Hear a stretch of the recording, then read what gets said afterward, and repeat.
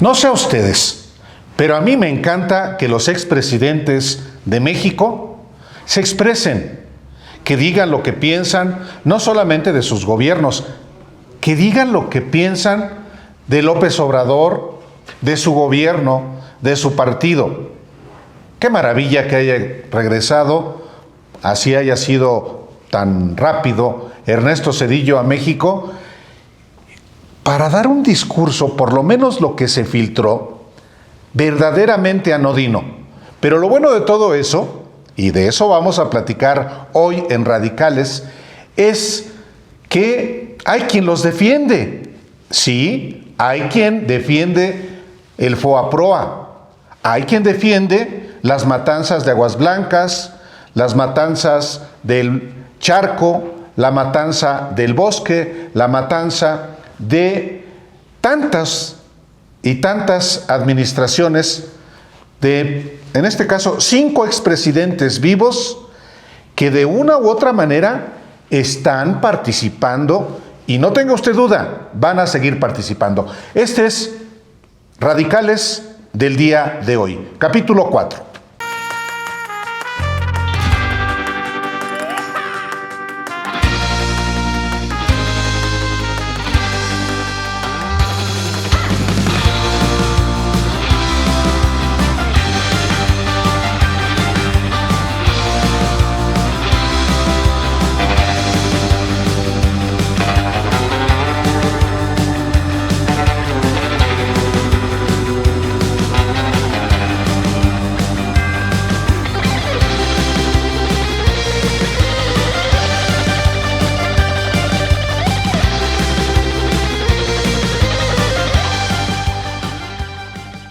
Pues se me quedaron mirando, quizá porque me emocioné, porque el tema es, para mí, emocionante, que los expresidentes de México, Héctor Alejandro Quintanar, hablen, se expresen y que sus seguidores también lo hagan. Se exhiban también, sí. ¿También? ¿Tú qué piensas? Bueno, históricamente, sobre todo en el siglo XX, cuando México fue este régimen que por su duración fue uno de los más exitosos del mundo en cuanto a duración, porque 70 años de que un solo partido mantuvo este régimen autoritario del siglo XX. Digamos que una de las reglas no escritas era que una manera de más o menos limitar el poder desmedido de cada presidente era fundamentalmente que no podía reelegirse. Digamos que esa era la gran limitante de todos los presidentes. Pero se le concedía la posibilidad de elegir a su sucesor a través del famoso dedazo, que se institucionalizó en el 51 para la elección del 52. Entonces, permeó este mito de que, bueno, eso implica que los expresidentes no se meten para que el nuevo líder de partido, del Estado y del Ejército pudiera ejercer el poder a su estilo y con su proyecto, siguiendo algunas bases de la supuesta proyección postrevolucionaria. Sin embargo, me parece que siempre hubo cierta influencia, quizá no tan pública, pero siempre hubo influencia de los expresidentes.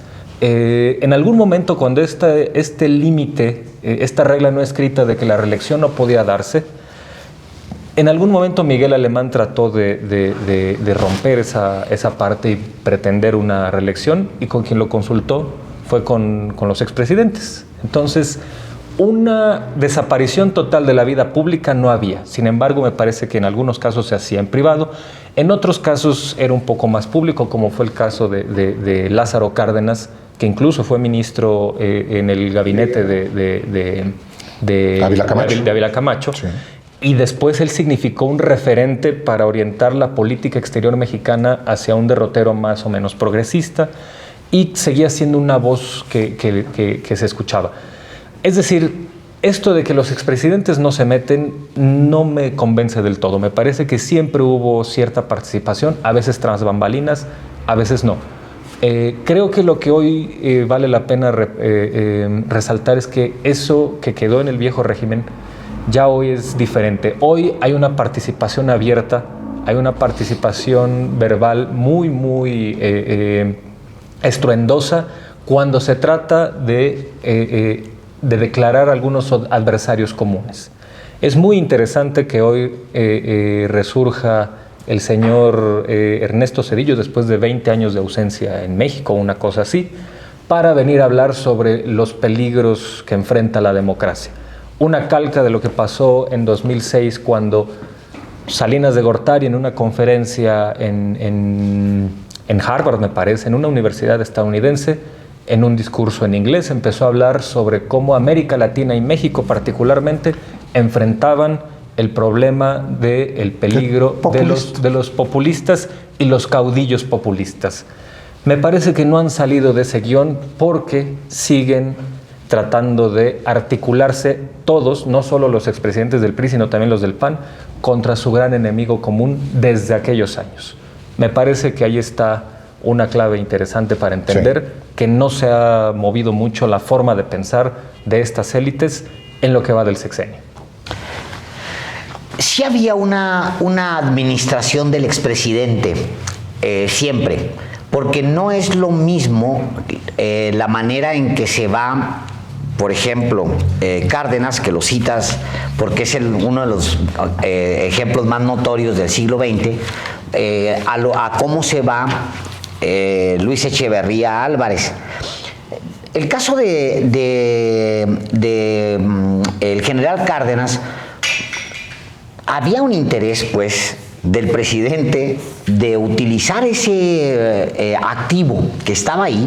Cierra al presidente Cárdenas en un momento esplendoroso de su carrera, y había el interés del presidente Ávila Camacho de utilizar el activo, porque el activo estaba ahí, tenía un activo y quería utilizarlo. ¿De qué manera lo utilizó? Bueno, Ávila Camacho y para mi gusto, todos los presidentes que vienen son a escondidas de derechas y públicamente de izquierdas. Aplican o utilizan medidas de derechas y luego públicamente ante las multitudes ya hablan pues como de izquierdas, ¿no? Entonces le servía mucho a él tener a Cárdenas pues en alguna ocupación. Acordémonos que en ese tiempo todavía Cárdenas es muy activo, con permiso del presidente, ministro de guerra, pero no solamente eso, sino que trae proyectos. Creo que entonces desarrolla NASAs y desarrolla varios proyectos. Trae ahí en Michoacán, ¿no? Trae un proyecto enorme de pues sí, la presa. Es correcto. Bueno, no es lo mismo que pasa con Echeverría, porque daba vergüencita y molestaba, estorbaba. Los siguientes presidentes dependían cómo terminaban y daban vergüencita y les decían: espérame, no me muevas más el caldo, pues está cabrón que me estés moviendo todo esto, pues no es fácil administrar un país y además tengo que administrarte a ti. Y yo creo que esa regla se rompe cuando hay una transición de partido, aunque fuera simulada, que es del PRI al PAN, se da la transición y entonces ya no hay esa regla implícita de que, y además Zedillo renuncia a eso incluso, ¿no? A tratar de mantener un poco de presencia ahí. Ahora, muchos de ellos también se fueron al silencio en momentos clave cuando estaban en riesgo. Por ejemplo, Calderón se va, ni modo que le echara a tierra a Peña, que era su elegido, ni modo que se va 6 años exactos al silencio. Se va y se esconde 6 años, no habla, no dice, no menciona. La corrupción es boyante y para él no existe, ni siquiera eso, ¿no? Y lo mismo sucede. Entonces, hay momentos en donde los expresidentes escogen si se sienten vulnerables o si sienten que van pues a exponer incluso al otro, si lo van a desproteger, pues entonces optan. Entonces es ambiguo, pues, ¿no? Es muy variado, no hay una regla, al menos en los últimos muchos años en México, sobre qué hacer con los expresidentes y qué decisión tomar cuando eres un expresidente. Creo que fue en el primer en el primer programa que teníamos aquí en Radicales, en donde yo decía que quizás con excepción de Cárdenas, el resto de los presidentes que ha tenido este país han sido más pequeños que su mandato. si han sido inferiores a la responsabilidad pública que el pueblo, que la ciudadanía les dio. Ninguno de ellos, me parece, ha estado a la altura, con la excepción de Cárdenas y con toda probabilidad ahora del presidente López Obrador. Entonces, casi siempre eran una monserga, casi siempre eran un pasivo, no eran un activo. Recordar que López Portillo tuvo que mandar a las Islas Fiji a Echeverría y prácticamente todos hacia lo público no estuvieron tan presentes, ¿no? Me gustaría cambiar un poquito el sentido de la conversación para señalar que quizás es menos importante que estén presentes físicamente, es menos importante que hayan estado presentes físicamente, como que estén presentes sus ideas y sus modelos y su forma de pensar aún hoy, ¿no? Lo que estaba pensando yo al preparar hoy el programa es que los presidentes pudieron haberse ido a Irlanda, a España, a Fiji, a donde tú quieras, ¿no? Pero lo que se quedó en México fue el modelo, la infraestructura, el ensamblaje de estos gobiernos, que ha sido muy difícil de eliminar. De la misma manera en que el presidente López Obrador quiere asegurar muchos de los programas sociales en la Constitución, ellos lograron asegurar su propio proyecto más allá de la Constitución, con órganos autónomos, ¿no? Con puertas giratorias, teniendo a muchos de sus ex colaboradores hoy trabajando en iniciativa privada o en los órganos reguladores, y por medio de un aparato conceptual muy impresionante, porque el neoliberalismo, hay que decirlo así, el neoliberalismo es más importante por lo que de suyo tiene ideológico que por lo material. La propia idea es muy ideológica, la propia idea de que no se puede cambiar nada, de que no se puede pagar a las personas sus pensiones, siempre bajo el miedo de, es que lo otro, lo de los 70s, era peor, ¿no? Entonces, lo que tenemos hoy es lo mejor que podríamos tener, porque lo otro era terrorífico, y cualquier manifestación de cambio, cualquier propuesta de cambio, siempre ha sido leída en clave populista, en clave devaluación, en clave inflación, en clave deuda y en clave imposible, ¿no? Entonces, creo que lo peor que dejaron los presidentes, más allá de sus mandatos, de estos que estamos hablando, es su presencia se mide más en las instituciones y órganos que dejaron para asegurar su continuidad que en el hecho de que hablen o no. Zedillo, desde mi punto de vista, ha estado muy presente en la política nacional después del 2000, más allá de que él puede estar dando clases en Estados Unidos y casi sin hablar. Pero las ideas de Zedillo, su modelo, el ensamblaje, su infraestructura ideológica y la de deuda, estos presidentes continúan aquí presentes, ¿no? Y la deuda. La deuda y tantas cosas. Bueno, esa es la presencia no personalizada de Zedillo, de Salinas, de Fox, de Calderón y de Enrique Peña Nieto. Los 5 presidentes vivos que tenemos en México. 2 de ellos muy estridentes, Vicente Fox, Felipe Calderón. 2 más, digamos que ausentes, pero con la jefatura que tuvieron en términos de política pública neoliberal, que es Salinas, Zedillo. Y un silente Enrique Peña Nieto, que no sé si sea peor que los otros 4, pero en todo caso es parte de lo mismo. ¿Qué hacen hoy los expresidentes con respecto del que está ejerciendo hoy el poder? Yo diría, para empezar también, que entre tantas cosas que se han roto en nuestro país en estos años del gobierno de Andrés Manuel López Obrador está el que no hay prohibición absoluta, ni siquiera en términos de fácticos, de que el que se va, se calla. Una expresión que seguramente quienes nos escuchan y nos ven va a recordar, la pronunció el secretario de Gobernación de Felipe Calderón, Francisco Ramírez Acuña, para silenciar a Vicente Fox. El que se va, se calla.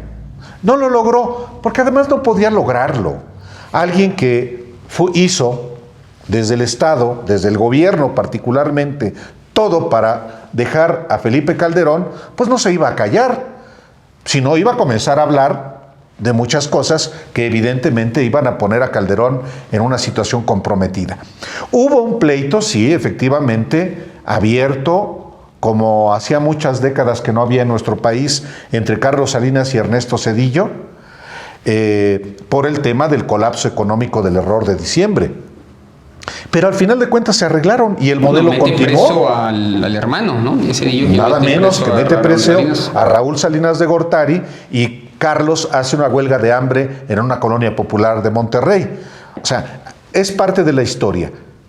Hoy, uno y otro, Salinas, Zedillo, han expresado su repudio a Andrés Manuel López Obrador. Ahora, recientemente, Zedillo, pero ya lo ha hecho, como bien recordaba Héctor, Salinas. Y no se diga alguien tan boquiflojo como Vicente Fox, que ahorita está en un periodo de hibernación, pero no tengan duda que va a volver. Y qué bueno que vuelva. ¿No ha vuelto? Yo no lo he visto. No, regresar. Pero va a volver. Va a volver. Sin duda. Y Calderón va a estar activísimo.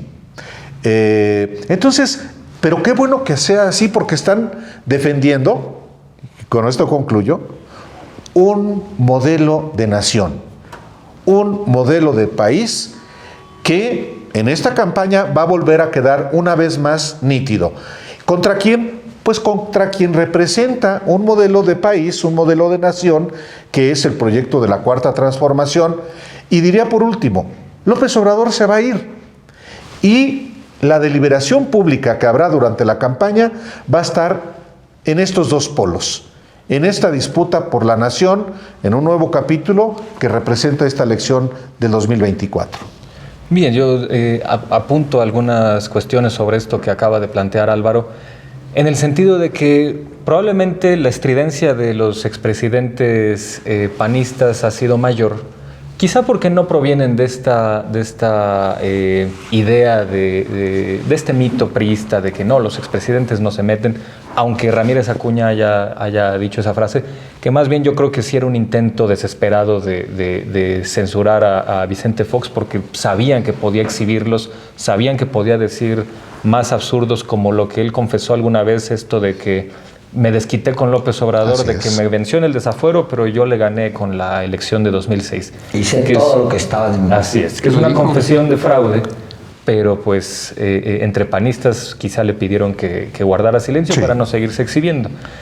En el caso de Salinas, aunque quizá no fuera tan estridente como Fox, también estaba operando tras bambalinas.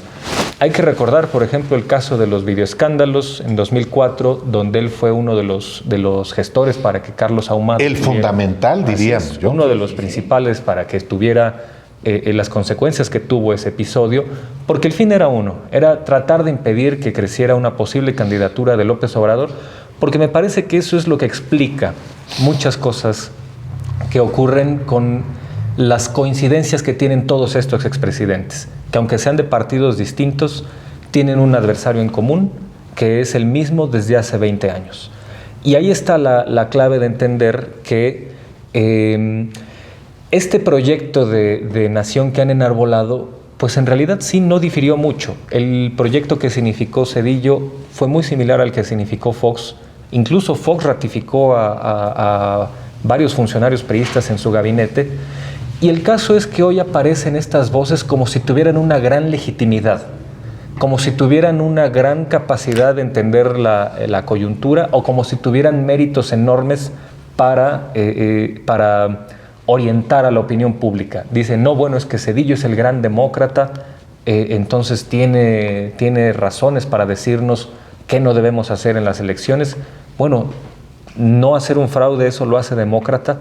Permitir una transición, una alternancia que al final fue con un partido y con un personaje con el cual no difería en demasía, eso es un Y sobre gran todo el mérito. proyecto. No, y por supuesto, y que enarbolaban un proyecto Compartido. parecido, y el mismo proyecto. Entonces, vamos aquí a esta parte de observarlos como personajes, como expresidentes que comparten un proyecto común, comparten un adversario, un solo adversario común, y que, bueno, quizá difieran en estridencia, pero no en objetivos desde hace mucho tiempo. Y aquí hago nada más una anotación con respecto a los expresidentes del PAN. Me parece que si alguien representa nítidamente a la oposición en este momento, son ellos. el Twitter del señor Vicente Fox es de una transparencia abrumadora, es decir, da gusto. Exactamente, es una manera en la que él se exhibe tal y como es, emitiendo barbajanadas, emitiendo ideas inconexas, y que ha llegado a emitir absurdos antisemitas. Es decir, se trata de una de las voces más nítidas de la oposición, de lo que realmente representa la oposición. Y el caso de Calderón, aunque quizá con menos inconexión como Vicente Fox, pues me parece que es también una estrategia muy parecida, de estar tratando de hablar de temas donde no tiene la menor autoridad moral, ya no digamos en cuestión de democracia, que bueno, llegó a través de un fraude, sino hablar de la seguridad, cuando hoy me parece que si alguien es la epítome de la criminalidad en México, es este señor y lo que representa con su gabinete. Entonces, si estos expresidentes son los líderes morales de la oposición, pues que sigan hablando. Sí, retomo ahí justo lo que decía Álvaro al abrir este programa.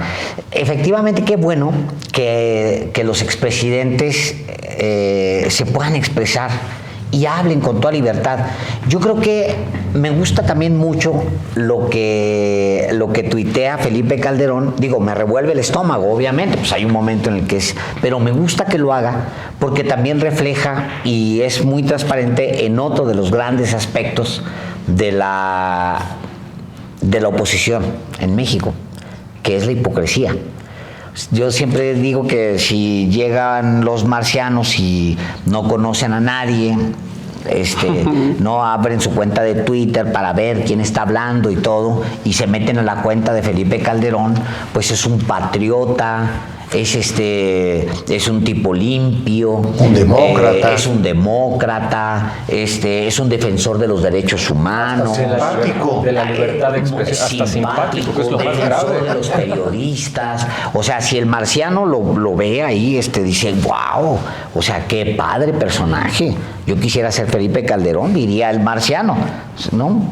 Porque pues si no lo conoces, sabes que todo lo que plantea este tipejo en su cuenta, que llega a ser muy molesto, en realidad es todo lo contrario, porque refleja un tipo profundamente hipócrita. Ahora, yo creo que Felipe Calderón va a tratar de participar no solamente en esta elección, sino más adelante, en los siguientes años. Va a estar muy activo Felipe Calderón, es el que va a estar más activo de todos. Felipe Calderón ya intentó hacer un partido, va a tratar en 2025 va a tratar de tener un segundo partido, seguramente le va a dar para tener su propio partido político, no sé. Pues no les dio entonces, pero también debes pensar que muchos están pensando en cómo lavarle la cara al PAN. O sea, hay muchos que dicen, ya no quepo en el PAN. En la medida en la que el PRI, el PAN y el PRD fueron tomados por camarillas, que están, incluso ahora mismo el reparto de las candidaturas es muy chistoso, pero bueno, en la medida en que se está acabando, también se están secando estos partidos, pues en esa misma medida van a necesitar nuevo rostro, donde lavarse la cara, dar nuevos, decir aquí estamos y nos estamos reagrupando. Esa idea de reagruparse siempre es tentadora y yo creo que él lo va a tratar de hacer. Zedillo va a seguir igual. Era la nada. O sea, viene a México, creo que los que más le hicimos caso fuimos los periodistas, pero yo no creo que a la gente le importe quién es ese personaje.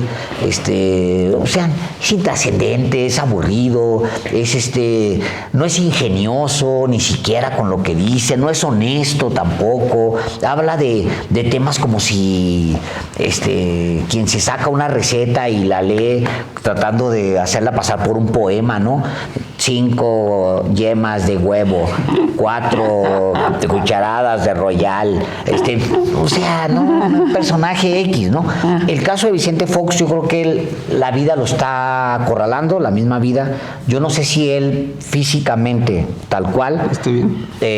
vaya a tener ya un siguiente tramo, porque yo siento, ya incluso cuando él habla, siento que ya tienen que empezar a guardarlo porque está entrando en... Ya no era normal ese Twitter, ¿no? O sea, ya era No, ya está en senectud.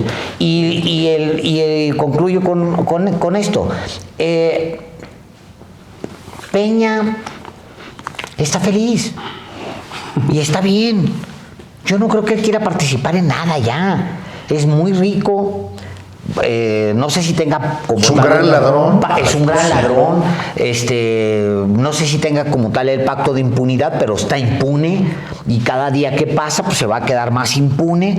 Entonces él está contento. Yo creo que para ese tamaño de persona que siempre fue Enrique Peña Nieto, que es un personaje de quinta categoría, frívolo, etcétera, ya hizo lo que tenía que hacer, no tiene mayor ambición. Eso es lo que yo veo de los expresidentes. Fíjense que no concuerdo en algo. A mí me gusta la tradición, me gustaba la tradición del presidente que se va, se guarda. Es una tradición republicana, muy de los Estados Unidos, muy también en su momento en América Latina, muy mexicana también, con algunas excepciones. Es un reconocimiento de que le toca a alguien más y que ahora le toca guardarse.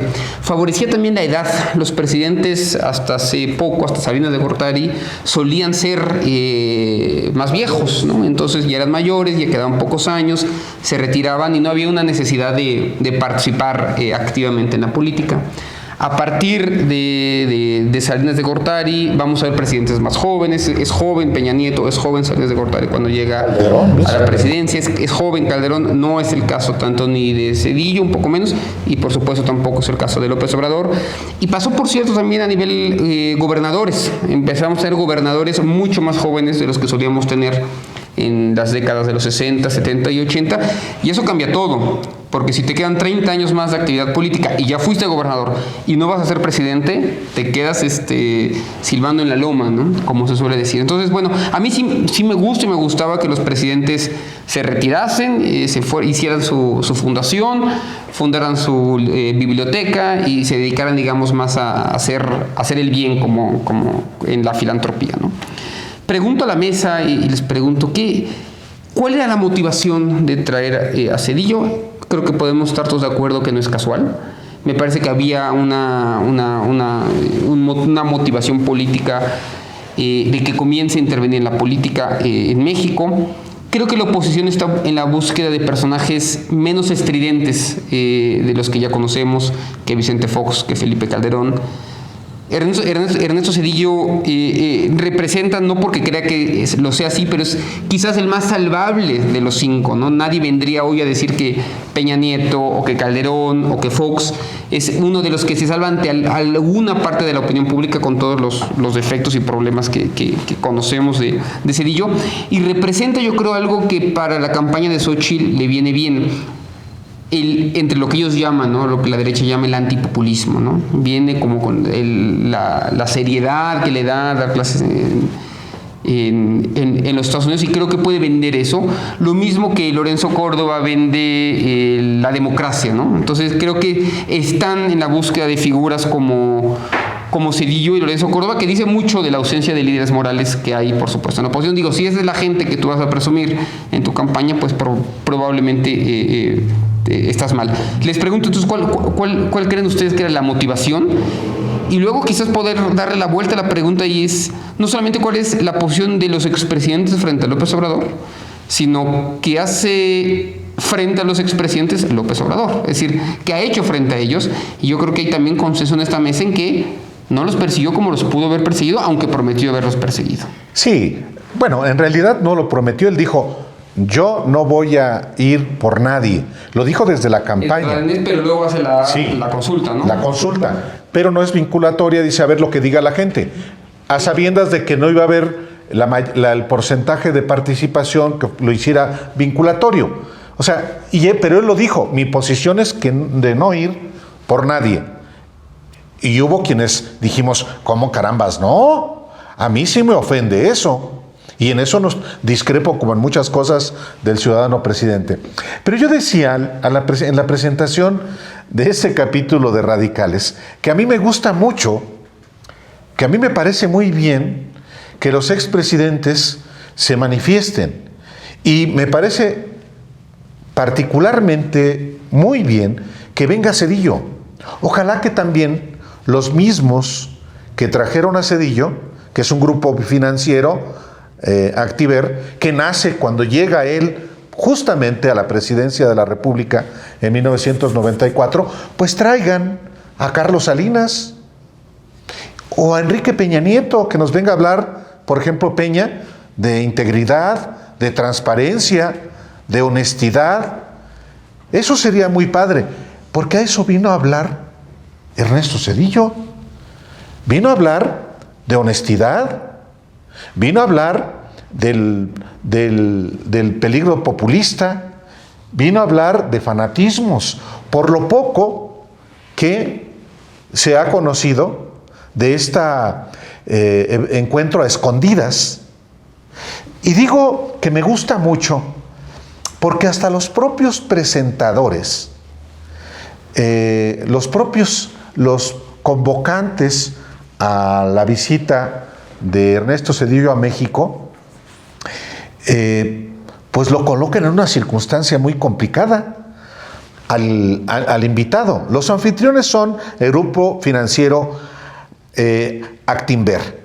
Pero fíjate que en la presentación dicen lo siguiente: ciertamente, a pesar de las dificultades que presenta el entorno global y local, fuertemente afectado por el largo conflicto en Ucrania, el inicio de hostilidades inesperadas entre Israel y Palestina y los efectos de las corrientes retropopulistas del mundo, diversos factores convergen para que la economía mexicana viva un momento de auge en su historia. De entrada, el contexto de nuestro país, reconocido como un momento de auge por los anfitriones de Zedillo, coloca al propio Zedillo en una situación inconveniente. Viene a hablar de los peligros del populismo cuando un gobierno calificado de populista tiene la economía de México en auge a pesar de la pandemia tan desastrosa que vivimos. De entrada eso es muy inconveniente para Zedillo y para quienes lo simpatizan con él. Se genera un debate que motiva también, que estimula el propio López Obrador al conocerse que viene Zedillo y le formula 4 preguntas. El tema que hable del FOBAPROA, del saqueo impune de empresarios, banqueros, políticos, partidos. 2, que hable de las pensiones de hambre. 3, que hable también de los salarios de hambre. ¿Por qué no los aumentó? Y 4, la otra pregunta era también referida a la economía, pero yo le había dicho, y que hable también de las matanzas en su administración. ¿A qué respondió Zedillo? A nada, pero hubo una cosa interesante, perdón que me extienda. Estimuló a muchos a defender el FOBAPROA, a defender las políticas neoliberales, y eso, sin querer, Zedillo apoya. Es una maravilla, según yo. No, de acuerdo completamente. Quiero aquí atender la pregunta que hacía Carlos y también sigo el comentario de Alejandro, en el sentido de que me parece que hay una especie, se aprovechan para tratar de poner a estos liderazgos de nuevo sobre la mesa, de una especie de amnesia selectiva. Yo también quiero hablar aquí del papel de los expresidentes extranjeros. Es la segunda vez que José María Aznar viene a México a hablar de los peligros del populismo. En pleno proceso electoral. Así es. En vísperas de las campañas. Así es. Yo no estoy... si entendemos el artículo 33 de la Constitución que prohíbe a extranjeros involucrarse en política, Tiene un contexto muy específico, es 1917, se trata de un momento donde hay una intromisión estadounidense tremenda, donde hay una participación política foránea que el régimen mexicano trata de poner obstáculos. Me parece que aunque eso en su momento tenía cierto sentido, ya en el siglo XXI, donde la libertad de expresión se observa de otra manera, quizá podríamos tener algún diferendo con ese artículo. Sin embargo, más allá de lo que diga el artículo o no, es la segunda vez que José María Aznar viene explícitamente a tratar de incidir en un proceso electoral. Lo hizo en febrero de 2006 con un discurso calca, más o menos de lo que dijo Zedillo hoy, que sigue siendo lo mismo, esta idea que planteaba Carlos del antipopulismo, que Actinver llama retropopulismo. Sí. Me parece que ya es un término comodín, como durante la Guerra Fría fue comunismo, donde todo era o neocomunismo, comunismo cultural, o marxismo cultural, en fin. Era tratar de hacer encajar un concepto en algún prejuicio, del mismo modo que las personas en aquella época, o bueno, cuando la gente quiere ver algo, quiere ver un fantasma, lo va a ver. Entonces, así como la gente muy religiosa veía al diablo hasta en las portadas de los discos de los Beatles, me parece que así se veía al comunismo, y hoy el nuevo concepto fantasma es este de populismo o retropopulismo o neopopulismo, o como lo quieran llamar, que en realidad lo que significa es todo lo que no sea estrictamente neoliberal encaja en lo que ellos piensan que es populismo. Entonces, Aznar viene en 2006 y dice lo mismo. Venimos aquí a advertir que América Latina y México enfrentan una disyuntiva de o la disciplina económica o la aventura populista. Y resulta que cuando el aventurero populista gana en 2018, la economía se maneja de mejor manera que con Zedillo.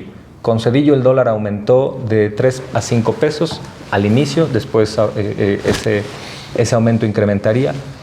Hoy el peso es la moneda que a nivel mundial se ha apreciado más respecto al dólar, y eso ha sido una constante en el gobierno de López Obrador. Si vamos a tener esto como un indicativo del manejo económico, me parece que ahí hay una respuesta muy clara, y no es la primera vez. Cuando en 2006 Aznar hacía esta acusación de irresponsabilidad económica a López Obrador, era un momento en donde las calificadoras internacionales habían evaluado con la letra B al gobierno de Fox y con AAA a las finanzas del gobierno capitalino. Me parece que indicios sólidos, materiales, en el desempeño económico de López Obrador como jefe de gobierno y como presidente, no hay un solo indicio que haya dado sustento a estas predicciones de Aznar en su momento, y de Aznar hoy, y de Zedillo hoy. Entonces, ¿cuál es ahora el peligro? Si esta idea de la economía hecha un desastre es lo que ellos plantean como riesgo, y ya ese riesgo está muy claro que no pasó, ¿cuál es entonces el miedo? ¿Cuál es entonces lo que ellos entienden por retropopulismo? ¿Cuál es entonces el hecho que ellos consideran peligroso de esto que llaman la ola populista? Es algo que no me termino de explicar. Que cunda el ejemplo. Perdón, Alejandro. El que cunda el mal ejemplo. No, claro. En otros países de América Latina. Retomo ahí donde lo... Exacto. Retomo ahí donde lo dejas justamente, Héctor Alejandro. Porque, fíjate, como no resultó López Obrador un destructor de la economía como ellos esperaban, como fue muy ortodoxo en el manejo económico, y ahí están los resultados, incluso atreviéndose a más, a hacer una reforma. Digo, creo que ayer o antier daba el dato de cuánto se ha invertido directamente en la gente, en becas, en apoyos, o sea, todo el apoyo social directo, y eran como 3 billones o algo así. Es una locura de dinero. Yo creo que no se invirtió todo eso en los últimos 50 años. Es una locura de dinero, es un montón de dinero. Son dádivas para el clientelismo. Exacto. Bueno, como no funcionó, digamos que el dictador populista destruyera la economía, como decían los anuncios con Felipe Calderón en la guerra sucia aquella, o decía, más bien no era ni siquiera pagados por Felipe Calderón, sino que eran los organismos empresariales los que pagaban esa campaña es un peligro para México. Como no funcionó, entonces siempre han estado urgidos de darle cara al dictador, encontrarle los rasgos, figurarlo, les surge. Y luego, ya como el autoritarismo, tampoco, pues todo el mundo se puede preguntar perfectamente qué pasa en México, que estando en manos de un dictador autoritario y viviendo en un régimen autoritario, todo el mundo puede decir lo que se le pegue la gana, incluso ofensas al viejo bofo, como dijo él mismo. Viejo guango. Viejo guango, pero no guango, corrigió el mismo López Obrador. Entonces, la última manera de llamarlo la describe Jesús Zambrano en su columna que publica el día de hoy, que es muy chistosa, porque ahora no es solamente autoritarismo, es autoritarismo demencial, o sea, demencial, ¿no? Entonces su columna se llama Autoritarismo demencial, el riesgo de continuidad. Ya no es solamente autoritarismo, ahora es autoritarismo demencial. ¿Qué quiero decir con todo esto? Bueno, que lo que sucedió en México no es menor, porque va a provocar, es de alguna manera una continuación de lo que hizo Lula en Brasil en su primer periodo, y luego López Obrador retoma algunas cosas, no porque quiera retomar de lo de Brasil y de lo de Lula, sino porque es el discurso progresista el que lo llevó de manera natural. Yo creo que ni pensó en que se parecían algunas cosas a Lula, sino que transitó por una ruta progresista que lo llevó a empatar algunas de las políticas públicas con las políticas públicas de Brasil. Ahora, esta segunda generación de gobierno, que es el de López Obrador, le pone en riesgo la supervivencia del neoliberalismo en América Latina, e incluso lo hace ver muy mal, lo exhibe, lo hace ver muy mal. Yo creo que el siguiente periodo de Lula, en ese sentido, porque ya está otra vez en control de todas las herramientas y está echando a andar. Todo iba a ser más. Y el siguiente periodo, que es muy probablemente que gane el de Claudia Sheinbaum en México, yo creo que va a ser casi que la gente piense que es darse un balazo en la mano el escoger un modelo distinto. O sea, no creo que la gente, honestamente, a menos de que se cometan errores garrafales, piense en un regreso al neoliberalismo. No veo cómo. Y se ha venido ratificando en el tiempo. A lo mejor soy muy optimista. Eres muy chairo. Sí, a lo mejor soy muy optimista, a lo mejor, pero sí. Pero yo creo que porque se ha venido y tu amo es el ratificando. Mesías. Sí. ¿Cómo dije? El autoritario demencial.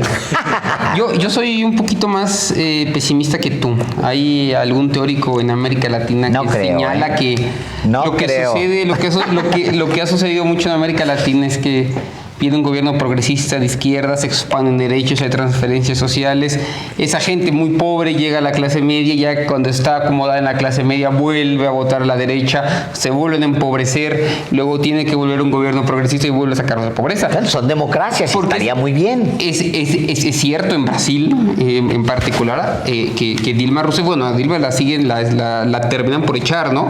Pero es Bolsonaro quien termina por ganar la elección hace ya 2 años o 3 años, ¿no? Entonces, siempre está en riesgo que incluso un gobierno exitoso que saca gente de la pobreza, que crece en lo económico, luego la gente se acostumbra y piensa que eso es lo normal y decide jugársela otra vez con propuestas más neoliberales, ¿no?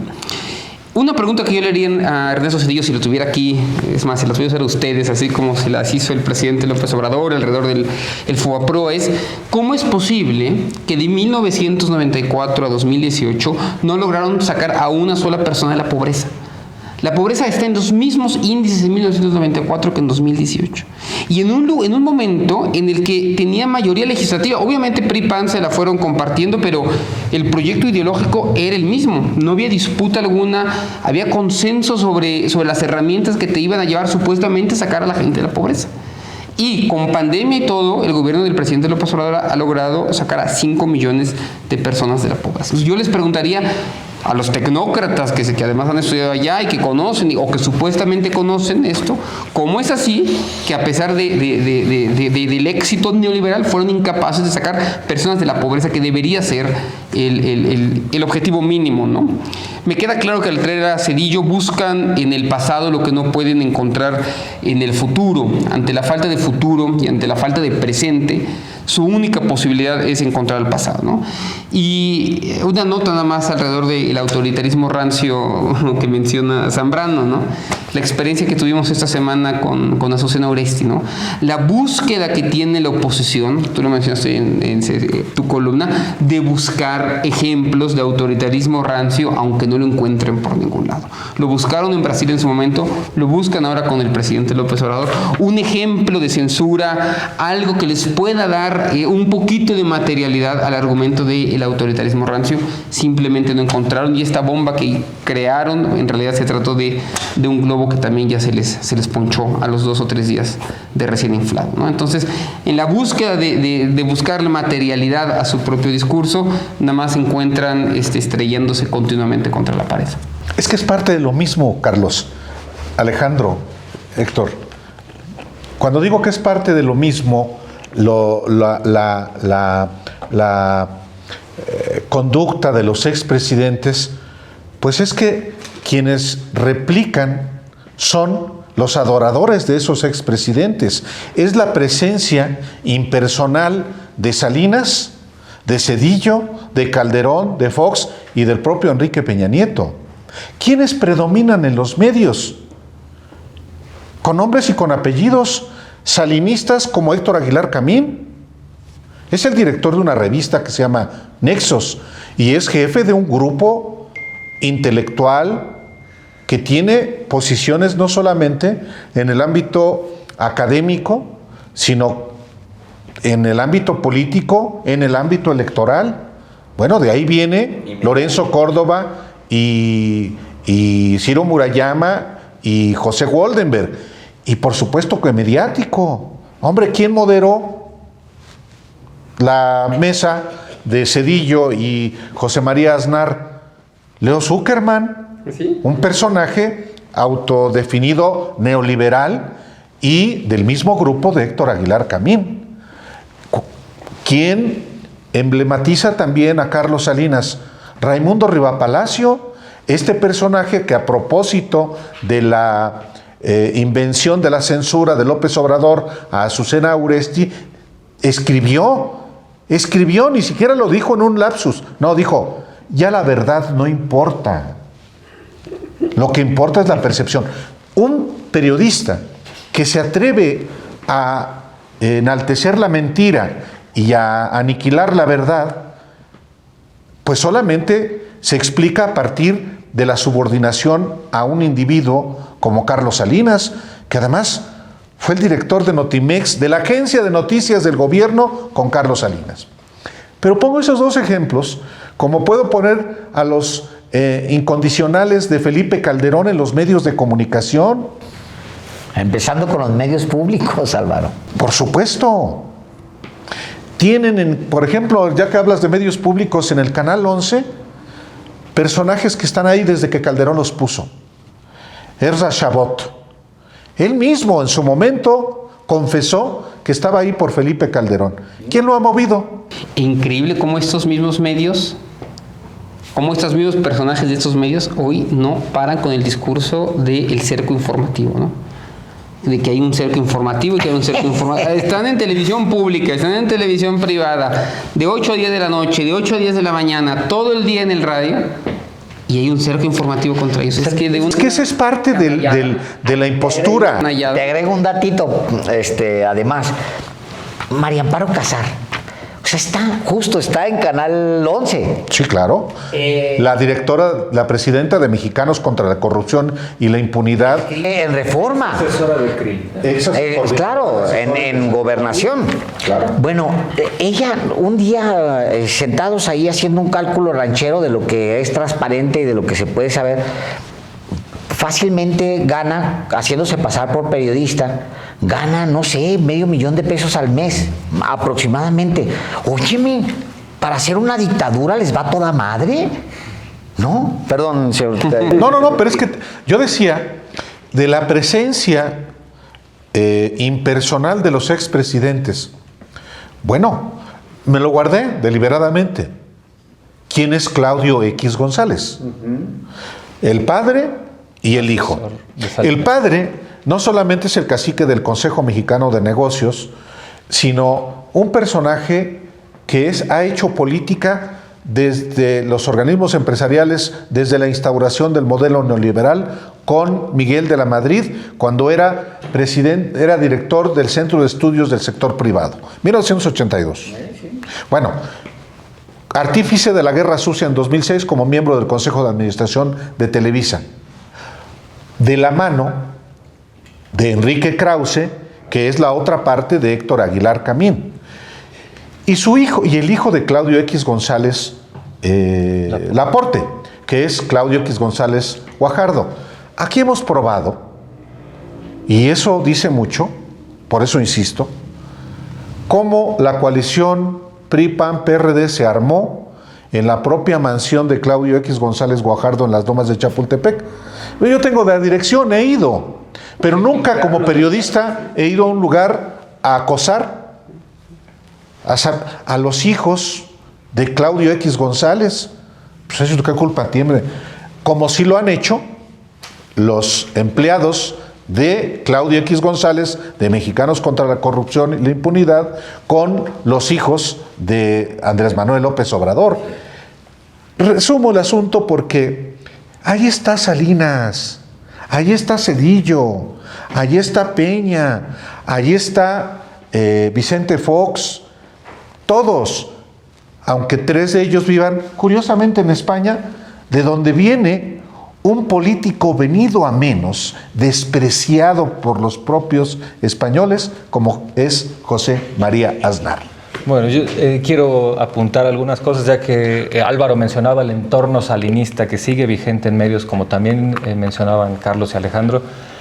Los otros personajes que estuvieron en las labores de vocería o de difusión del salinismo, que son Pablo Iriart, que también fue también víctima de la dictadura, por cierto.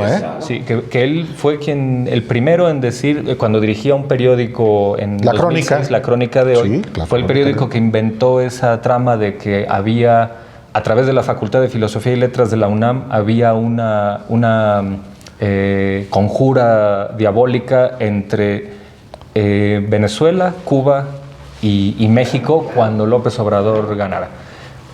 No me quedo solo en el caso de Iriart, está también José Carreño Carlón, que fue vocero también de Salinas y que fue el primero en decir en enero de 2006 que López Obrador podía ser antisemita. ¿Cuál era su argumento? Su argumento fue fascinante. En ese momento el Seguro Social estaba dirigido por el doctor Santiago Levy y entonces tuvo un conflicto con el sindicato y un perdido, un loquito, un majadero irrelevante pintó una suástica en alguna pared del IMSS que no pasó a mayores porque fue una estupidez que no pasó a mayores. Y entonces obviamente era una grosería porque más allá del pésimo trabajo de Santiago Levy, es inadmisible que se le ataque por su identidad. Sin embargo, bueno, ahí eso quedó en la total irrelevancia y este señor publicó un artículo donde seguramente López Obrador es antisemita porque no se ha deslindado de eso que pasó. Es bueno, con esa base de especulaciones se puede acusar de lo que sea a quien sea. Pero el otro personaje que está también todavía por ahí es Otto Granados Roldán. Sí. Claro. Cuando Salinas sí trató de ejercer la censura. No, la ejerció. No, la ejerció. Y en unos casos trató y no pudo. Cuando quiso decirle a Carlos Payán, entonces director de La Jornada, que tenía que correr a Magú, al Fisgón y a Luis Javier Garrido del periódico, y el periódico se negó. Entonces, y este sujeto, Otto Granados, que sigue ahí en medios, está ahí diciendo desde 2005, los diputados priistas y panistas cometieron un error con el desafuero, no porque lo hayan propuesto, sino porque no lo terminaron. Así es. A López Obrador había que acabarlo ahí, porque si no ahora nos va a aplastar a todos. Tal cual. Autoritarismo total, y eso es el salinismo en medios. Sí, yo cerraría porque creo que ya vamos cerrando ya se nos fue una hora. Iría cerrando con esto. Yo creo que la sola idea de ir por Zedillo y Aznar, o sea, ir a traérselos a que den una conferencia, descongelarlos, ¿no? Sacarlos del formol o del criógeno, ¿cómo se llama esa? ¿No? Sacarlos y luego ponerlos a hablar ahí con las mismas recetas.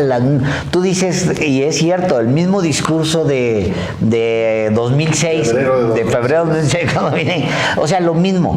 La sola idea te da también una dimensión de cómo no se generó una transición en la oposición hacia mejor, porque tienes que revivir aquellos y al mismo tiempo evidencia cómo la oposición no generó nuevos cuadros y sigue dependiendo no solamente del pasado ideológicamente hablando y de políticas públicas, sino también de figuras del pasado. O quién le compite. Fíjate, con todo lo desgastado, el personaje es un represor.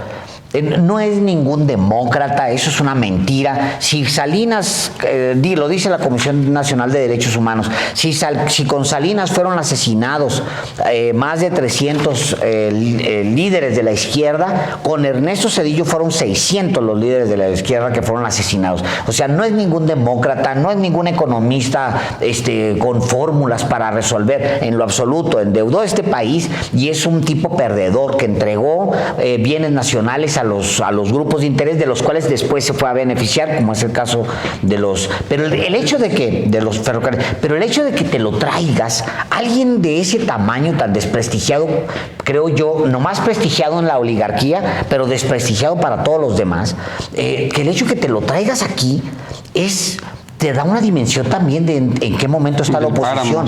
¿Quién es el que sustituye a un Carlos Salinas de Gortari en estos momentos? Que te puede gustar o no te puede gustar el personaje, pero ahí están todos los ricos que él generó, son los mismos que están hasta el día de hoy. Los 10 más ricos de México, él los creó, él los inventó.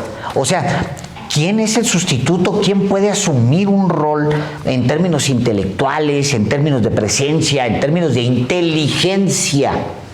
¿Quién? ¿Enrique de la Madrid? ¿O Alito? ¿Quién? ¿Quién puede sustituirlo? ¿No? Al mismo tiempo, el hecho de que Vicente Fox sea tan escuchado en las redes, las pendejadas que dice, pero en las redes, al mismo tiempo te dice, ¿quién puede sustituir a ese bufón?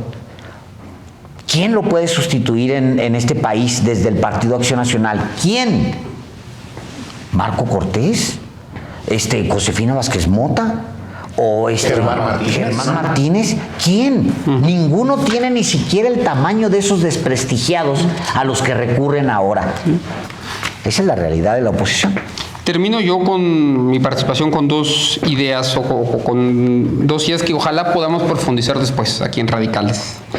Ya hablamos de los ricos que se generaron con esos presidentes, de la inteligencia de esos presidentes, y ojalá un día le dedicáramos un programa a los funcionarios transeccionales de estos presidentes, sus personeros, ¿no?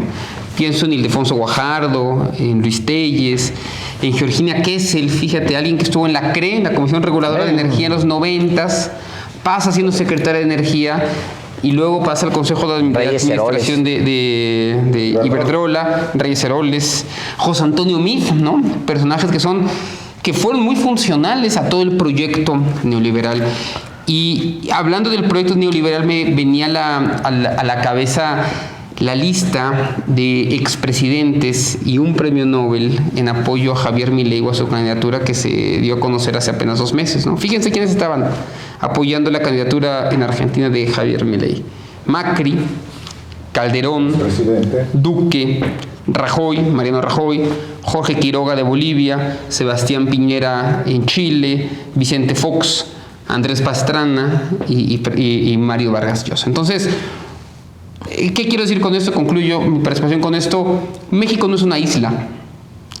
El proyecto político, económico que mantuvieron estos presidentes entre finales de los 80 y hasta el 2018 pertenecía a un proyecto regional, a un proyecto global, en el que participan este tipo de personajes que van a tener algo que decir los siguientes meses en la elección del 24 y que hay que seguirlos muy de cerca, porque no es casual que esté Zedillo hoy en México, y no es casual tampoco que esta gente se haya alineado en torno a Javier Milei, y seguramente los escucharemos vociferando en favor de la candidata Xóchitl Gálvez. Entonces hay que estar atentos para que lo podamos ir discutiendo aquí en Radicales. Y eso está muy bien. O sea, antes de retirarnos, digo, creo que nos faltan, no nos cortes tiempo, ¿ya? Bueno, ya nos vamos. Solamente decir, porque seguramente lo vamos a analizar, que las candidaturas, las seguras a llegar al Senado y a la Cámara de Diputados, de los 3 partidos de la oposición coaligados, revelan eso de lo que hemos estado hablando. Tienen que depender de esos expresidentes desprestigiados para por lo menos tener algo de densidad política. Y ni modo, nos vamos a tener que chutar a estos mismos, porque no solamente se han apoderado, y ahora lo analizaremos después, de las candidaturas a senadores y diputados, ya se apoderaron de las dirigencias de los partidos políticos hacia el futuro. A ver si lo discutimos en un siguiente radical. A lo mejor. Un enunciado brevísimo. Cuando los expresidentes hablan, sin importar qué disparates digan, en cuanto sean contra López Obrador, los medios los reproducen hasta el hartazgo. Cuando los expresidentes hablan y dicen algo en contra de expresidentes del PRI o del PAN, como fue el caso de Miguel de la Madrid en 2008, no solo no los reproducen, sino que los obligan a desdecirse. Cuando Miguel de la Madrid dijo Salinas se robó la partida secreta, al día siguiente tuvo que publicar un desmentido, casi diciendo ya no pienso bien, algo así.